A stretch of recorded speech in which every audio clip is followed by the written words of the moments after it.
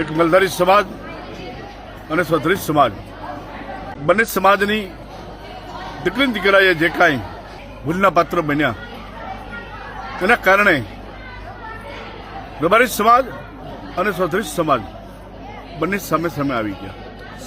એક ધર્મ તરીકે, એક જગતગુરુ તરીકે, એક સાધુ તરીકે કહું છું કે સમાજ મને એક ભૂલના પાત્રમાં આખો સમાજ, બંને સમાજ વખોડાઈ ન જશો.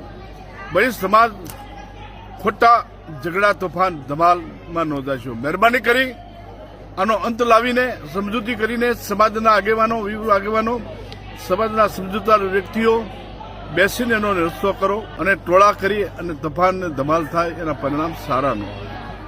મારી ખાસ ચૌધરી સમાજને અને રબારી સમાજને મારી એક વિનંતી છે ખાસ.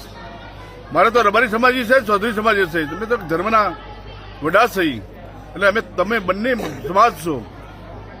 એ સમાજને મારી વિનંતી છે કે ખોટા ટોળા અને ખોટા એકાબીજા દૂષણ ન થશો, ક્રોધમાન ન થતા. અને આના 5 પછી આગેવાનો સ્વધરી સમાજના, 5 પછી આગેવાનો રબારી સમાજના. અને ઇન કેસ અમારી કાંઈ જરૂર પડે તો અમે પણ તમારી પાસે, તમારી સાથે છીએ.